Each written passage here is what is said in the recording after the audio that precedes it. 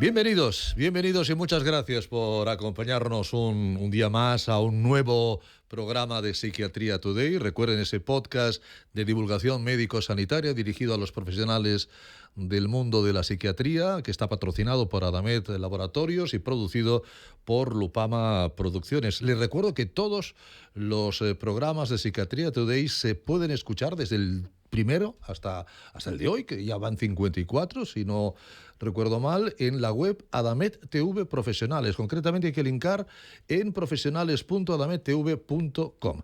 Ya saben que, como en cada podcast, vamos a hablar evidentemente de temas de interés para el mundo de los profesionales de la salud mental, de la psiquiatría o de la medicina en general, y que estamos en esos capítulos en los que nuestro coordinador general, el doctor Miguel Álvarez de Mon González, que ya saben que es médico especialista en psiquiatría, es adjunto en el Hospital Infanta Leonor de Madrid, profesor investigador de la Universidad de Alcalá, durante unos minutos pues está a solas con un profesional del mundo de la psiquiatría para escuchar cosas pues más íntimas, más de tú a tú, ¿no? Que eso es lo que da el estar cara a cara, como ahora vamos a ver. Querido profesor Álvarez de Mon, Miguel, bienvenido.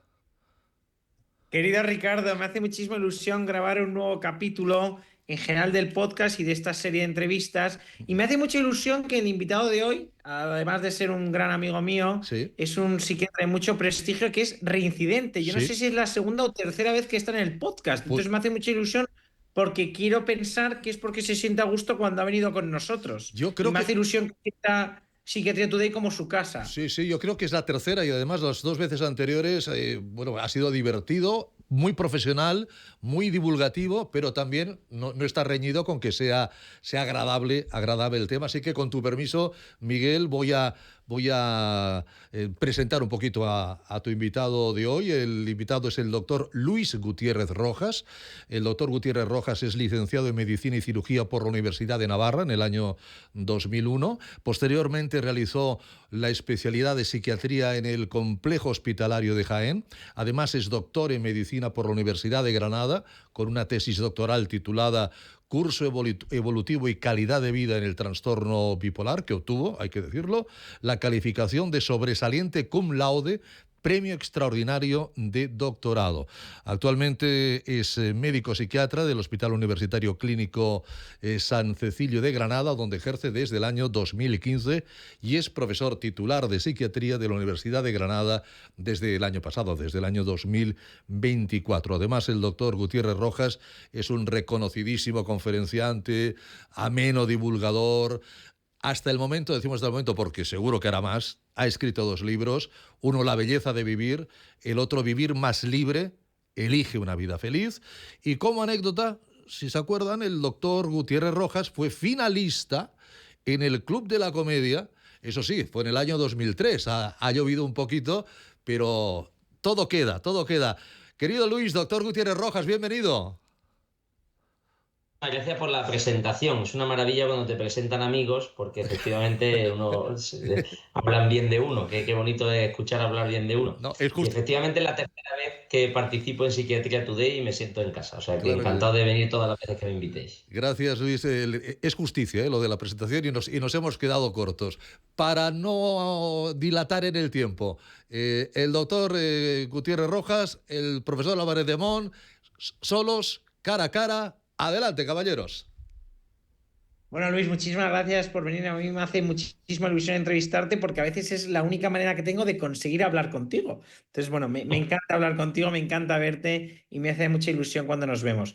Entonces, la verdad que, Luis, tu carrera profesional es intensa, apasionante y polifacética, porque te dedicas a muchas cosas. Trabajas en un hospital, eres profesor en la universidad, pero además participas en muchas charlas a profesionales, es decir, a psiquiatras y a médicos, pero es que además eres conferenciante, digo, a nivel ya de divulgación, has escrito un par de libros, sigues escribiendo papers. Entonces, de alguna manera, yo lo primero que te quiero preguntar es de todas tus facetas profesionales, ¿de cuál estás más orgulloso y cuál te llena más? Bueno, pues nada, muchas gracias Miguel por tu presentación y por la pregunta. Básicamente podríamos decir que hay con una faceta con la que me gusta más o me divierto más y hay otra faceta en la cual yo creo que, no sé, puedo hacer mejores cosas buenas. Entonces, yo creo que la faceta que más me gusta o que más divertida es la faceta un poco más divulgativa, más de conferencia. Como presentaba Ricardo, me gusta siempre mucho el mundo del humor, el mundo de la comedia, y hace muchos años hice monólogos de humor. Ya no hago monólogos de humor, pero en el fondo hago conferencias que tienen un tono de monólogo de humor. Y yo creo que el humor para mí es una herramienta de comunicación. Entonces, dar una conferencia, como decías, para médicos de otras especialidades, o también, ahora ya he abierto un poquito la veda también en reuniones de empresa, donde hablo un poco de motivación, de resiliencia, de afrontamiento del estrés, fin, de mil cosas, pues ahí la verdad es que me lo paso muy bien, muy divertido, y además tiene esa parte teatral, ¿no? Y que quizás también, si me apura, pues un poco histriónica, narcisista, ¿no? El aplauso, el público, el escenario, dice todo el mundo que eso tiene una parte de droga, ¿no? Y luego la otra parte donde yo creo que hago las cosas mejor y me da más satisfacción personal por los resultados que uno tiene, pues lógicamente la faceta clínica, ¿no? Yo al final estoy en una unidad de hospitalización y estoy atendiendo a pacientes graves. Y bueno, pues tú sabes mejor que yo, pues la satisfacción del paciente en un brote psicótico, episodio maníaco, ideas de suicidio en un contexto de una depresión, delirios, en fin, vidas que se han roto completamente, que se han destruido por la enfermedad, por mil cosas, y cómo tú ves ese cambio, ¿no? Y cómo ves que esa persona recupera su vida, vuelve a trabajar, recupera su familia. Yo creo que eso, pocas cosas en la vida te van a dar más satisfacción que conseguir que una persona vuelva a recuperar la gana de vivir.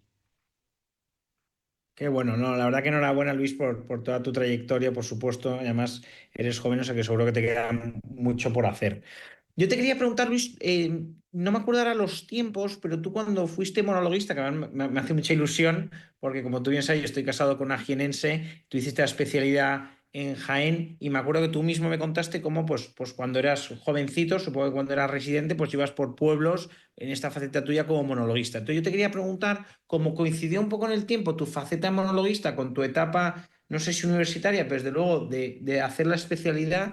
¿A ti tu faceta de monologuista te ayudó de alguna manera en tu formación? O dicho de otra manera, ¿te ha ayudado ser monologuista en tu práctica clínica o en tu aspecto docente? O sea, más allá del lado conferenciante, quiero decir, ¿te ha ayudado como psiquiatra? Si vemos un poco los tiempos, cuando termino la carrera, estudié 95-2001, ya sabes que hay un año que nos dedicamos al MIR, que fue 2001-2002, y cuando termino el examen MIR, ahí hay unos meses que bien sabes que está todo el mundo ya, que sale uno como que viene de un combate de boxeo, ¿no? Agotado. Y yo ya había hecho algunos pinitos con el mundo de la comedia, y se puso muy de moda el Club de la Comedia. Y en ese momento fue cuando empecé a hacer, un poco era mi actividad de hobby, ¿no? De hacer monólogos, y cuando fui egredos fue cuando llegué a ser finalista del Club de la Comedia. Entonces, si me preguntas si me ha ayudado, yo pienso que aparte, por supuesto, la parte de conferencia, por supuesto, porque al final, y también la parte docente, incluso universitaria, al final el humor es la herramienta de comunicación que yo tengo para las conferencias más divulgativas y motivacionales. Pero además, creo que, ya que este es un podcast de psiquiatría, creo que tiene un elemento clave en la relación terapéutica, ¿no? Y también desde el punto de vista de la asistencia clínica. Hace no mucho, el profesor Ibieta me invitó a dar una ponencia en Barcelona precisamente sobre el humor como estrategia terapéutica en el trato con los pacientes. Y entonces hice toda una revisión bibliográfica sobre lo que suponía el humor. Y básicamente lo que podemos decir es que una persona puede utilizar el humor, evidentemente no nos reímos del paciente, nos reímos con el paciente, y como bien sabes, sobre todo lo que tiene que ver con la neurosis, pues hace que una persona tenga una visión tremendamente dramática de lo que le está sucediendo. También tremendamente exagerada, pero porque la persona lo percibe así. El humor es una herramienta básica, si uno sabe utilizarla bien, porque si no puede ser contraproducente, para conseguir que los pacientes bajen un poco esa espuma de la cerveza, le quiten importancia a lo que les sucede, desdramaticen, relativicen, acepten. Y creo que es interesantísimo el que al final tú puedas, yo tengo mil chistes según qué situaciones, que repito, tienes que saber utilizarlo, porque también el humor, en la ponencia esta lo expliqué, puede ser negativo en algunas situaciones, pero si sabes utilizarlo bien, creo que es clave para, incluso, como todos sabemos, la risa y la carcajada producen ansiolisis, ¿no? Mejoran la ansiedad, mejoran la tristeza, y hacen que el paciente pueda entender algunos conceptos que tienen que ver, en el fondo, con aspectos más cognitivos de la psicoterapia.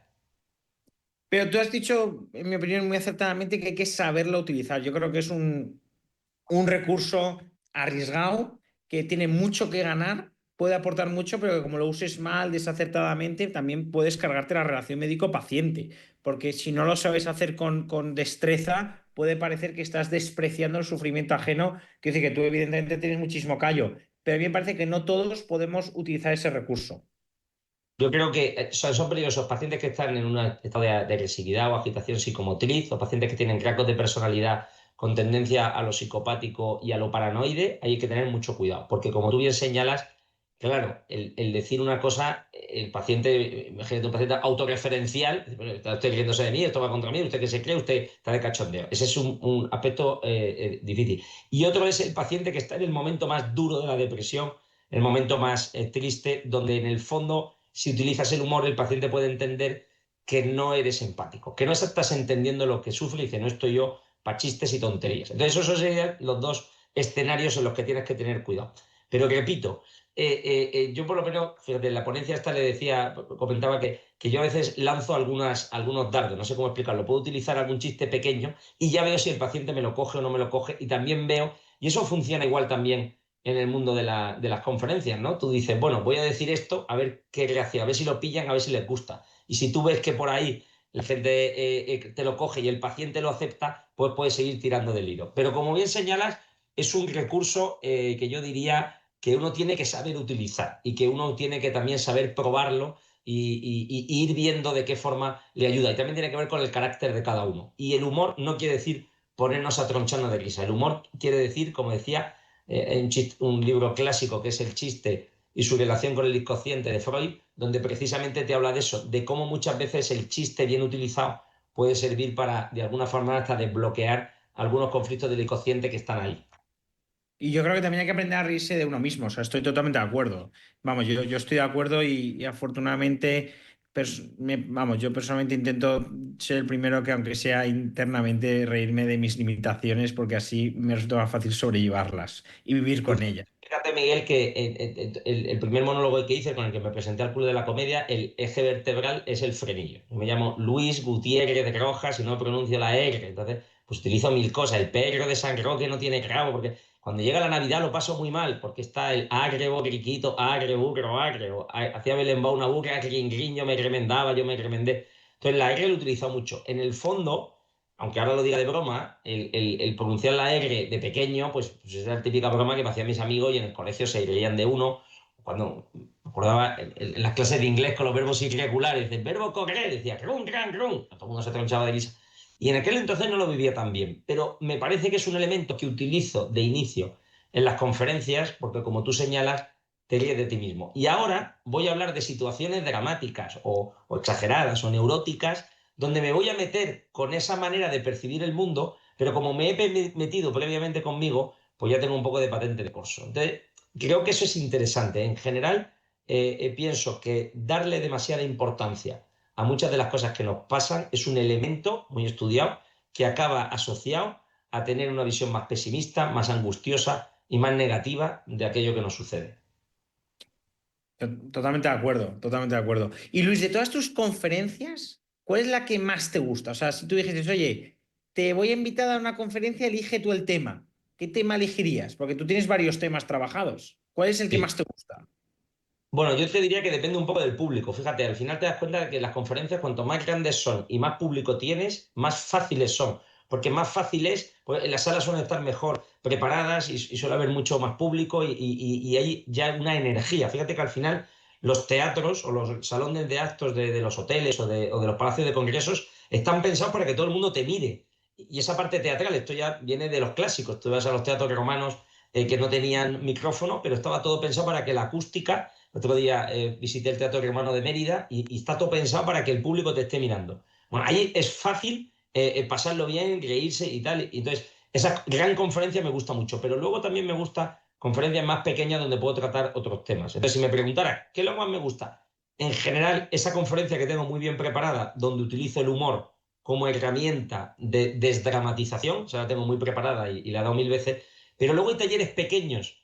Por ejemplo, una cosa que me apasiona y que últimamente le doy, reflexiono mucho, es el autoconocimiento. Entonces doy talleres pequeños sobre cómo aprender a conocerte mejor y esa sala donde a lo mejor hay 20, 30 personas y es más interactivo. O por ejemplo, otra cosa que estoy haciendo ahora mucho en hoteles con 40, 50 matrimonios, parejas, que le llamo family training. Y es hablar de comunicación matrimonial y de educación de los hijos. Entonces ahí es más interactivo, con lo cual tiene otro formato más largo, con el tiempo no tan ajustado y que te permite que la gente la acción. Entonces es divertidísimo porque al final hablar con matrimonios que te están contando sus dificultades en el día a día, pues te sientes tú totalmente identificado con ellos. Entonces, bueno, depende del formato, el contenido se va adaptando. Qué bien. No, la verdad es que tú disfrutas de todo y eso es una virtud y eso es una cosa que me parece admirable y hay que tratar de imitar, porque yo creo que tenemos que intentar disfrutar cada uno de las distintas oportunidades laborales que tenemos y ver lo positivo de las oportunidades que tenemos. Luis, una pregunta. Tú que saliste, me has dicho, de la carrera en el 2001. Entonces luego hiciste la especialidad, o sea que la acabarías como en 2006. Justo. Terminé el 20 de junio del 2006. Yo me acuerdo porque mi primer contrato lo firmé al día siguiente, 21 de junio del 2006, que además es el día de mi santo. Entonces, bueno, pues esa fecha me acuerdo bien porque ahí ya empecé a trabajar de adjunto. Estuve trabajando varios años en pueblos. Primero me fui a Baza, pueblo del norte de Granada, y luego me fui a Loja, que es un pueblo que está más hacia el oeste en dirección a Málaga, en Granada. Entonces, bueno, he estado mucho tiempo en ambiente rural, muchos pueblos, he sido responsable de salud mental de Huetortájar, de Alhama de Granada, de pueblos del norte de Granada, y honestamente eso me ha dado, yo creo, un bagaje potente de cara a la psiquiatría, podemos decir, más del día a día, ¿no? Más del mundo real. Bueno, eso fueron años de formación apasionantes, o sea, no los cambio. Y en estos 19 años, desde que tú acabaste la especialidad, ¿en qué te parece que ha mejorado y en qué cosas crees que ha empeorado la formación de los psiquiatras en general en España? Tú que te mueves mucho y estás muy en contacto con mucha gente. Bueno, yo diría que la formación es buena, ¿no? Solemos tender a veces a flagelarnos un poco pensando que nuestro sistema es malo y que los residentes, uno ya se va haciendo viejo y conforme más viejo te hace, más cascarrabia, ¿no? Residentes son un desastre y los alumnos son lo peor, pero no es verdad, ¿no? Además, el nivel en medicina es muy alto y en psiquiatría también. Y yo fíjate, eso me llamó la atención porque a finales de 2006, en concreto de enero a junio del 2006, mis últimos 6 meses de residencia, estuve con una beca en Nueva York. Y entonces participaba de las tutorías de residentes del Hospital Bellevue, que fue donde roté. Y ahí me di cuenta del buen nivel que había en Jaén. Y Jaén a lo mejor no es Harvard, pero es verdad que el sistema español es muy bueno. O sea, no teníamos mucho que envidiar a otros países. Es cierto que en otros sitios pueden tener más medios.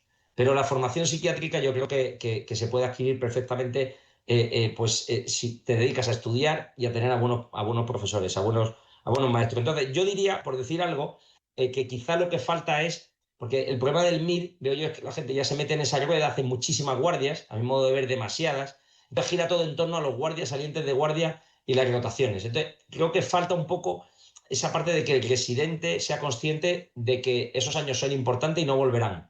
Y que durante ese tiempo ellos tienen que ir eligiendo su vía formativa y en el fondo formarse, por mucho que hablen de la inteligencia artificial y del futuro, pues en el fondo formarse es estudiar. Entonces tú tienes que coger un libro y estudiártelo, leértelo, tomar apuntes. ¿Cuántas veces tú, Miguel, para prepararte una ponencia, una charla, pues has tenido que actualizarte, hacer una búsqueda bibliográfica, ver la evidencia científica, leerte papers, mirar manuales? Y esa parte creo que es fundamental, porque además la medicina no para de avanzar y siempre hay novedades. Entonces, por decir algo de cascarrabias, creo que a veces los residentes tienen que estudiar más y también, otra cosa que me interesa mucho y con los residentes hablo mucho con ellos, es esa parte también más humanística. O sea, al final, yo que me formé en Pamplona, en la Universidad de Navarra, recuerdo que mis profesores de psiquiatría, tanto Felipe Ortuño, Salvador Cervera, que lo vi en los últimos años, me insistían, dicen, Luis, la literatura y las humanidades son claves en la psiquiatría. Yo creo que mucho más que en otras especialidades. O sea, si uno no tiene un cierto conocimiento del arte, y yo diría que de la literatura como esa herramienta clave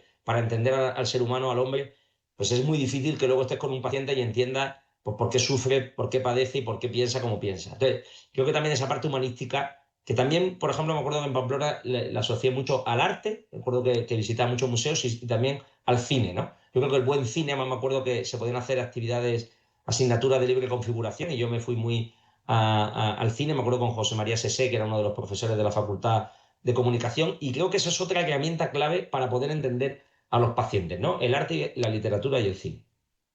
Pero ¿cómo aterrizarías este consejo? Porque me parece muy interesante esto que has aportado. O sea, que más allá, evidentemente, lo primero, el Kaplan, Maussley, Stahl, etcétera, ¿no? O sea, los libros clásicos de psiquiatría, psicopatología, farmacología, etcétera, etcétera. Pero, ¿cómo aterrizarías? O sea, ¿tú crees que hay que complementar la formación más allá de estos textos clásicos de psiquiatría, que evidentemente son lo primero? Pero, ¿cómo aterrizas todo esto que has contado? ¿Qué consejo nos darías o qué consejo darías a los residentes o en general a los psiquiatras para complementar esa formación más científica que por supuesto es necesaria, pero no suficiente?